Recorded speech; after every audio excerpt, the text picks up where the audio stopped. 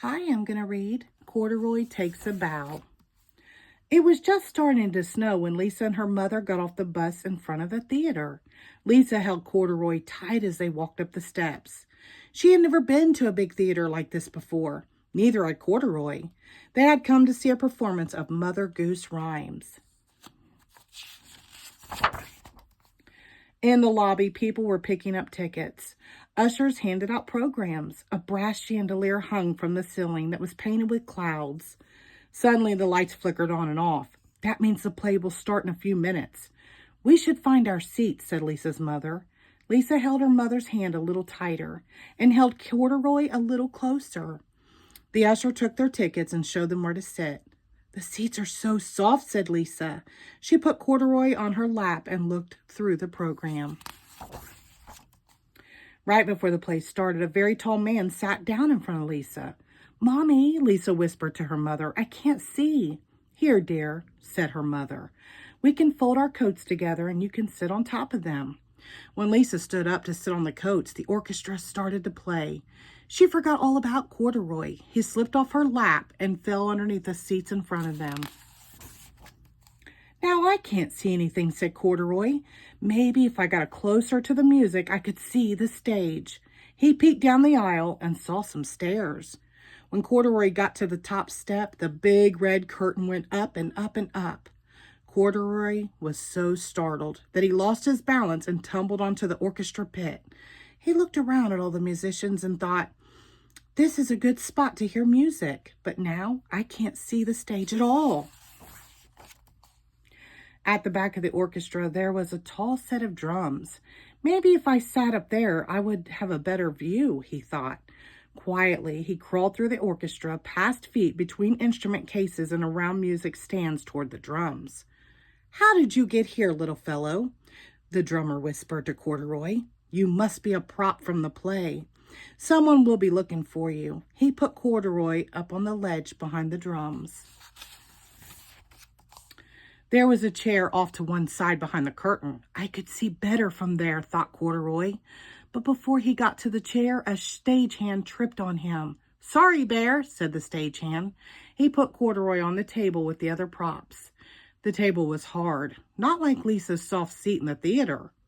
Backstage was very busy. Actors were coming and going, changing costumes and getting their props.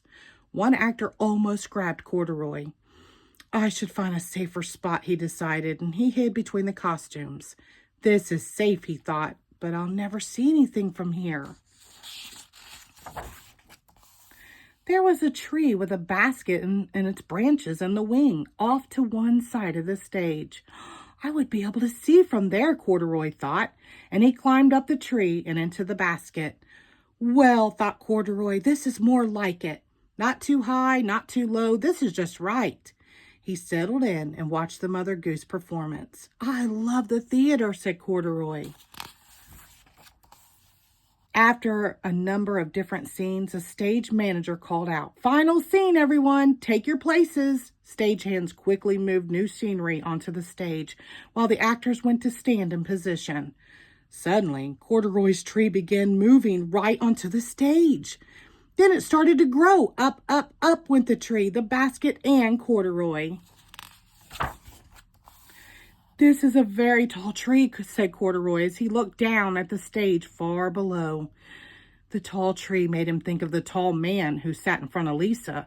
Corduroy wondered, how will I get back to Lisa if I'm up here in this tree? On the stage below, Mother Goose started to sing. Rock-a-bye, baby, on the treetop. When the wind blows, the cradle will rock. Off stage, a fan blew air onto the branches of the tree. The cradle began to rock back and forth, up and down, back and forth, up and down.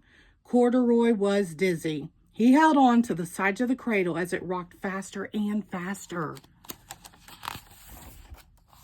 Mother Goose kept singing. When the bough breaks, the cradle will fall, and crack! The bough did break, and down will come baby, cradle and all. Down, down, down came Corduroy, cradle and all. Before Corduroy knew what was happening, Mother Goose scooped him up for the curtain call. The audience clapped as the actors bowed. Corduroy bowed too. After the curtain call, the cast took Corduroy backstage to the dressing room. Who does this bear belong to, they wondered. The usher brought Lisa backstage. Corduroy, there you are, said Lisa. How did you get on stage? I couldn't see, and I wanted to get a little closer, said Corduroy. Oh, Corduroy, said Lisa, you certainly got closer. The very next day, Lisa made a theater just for Corduroy. He could see everything from a nice, safe spot. The end. Thank you.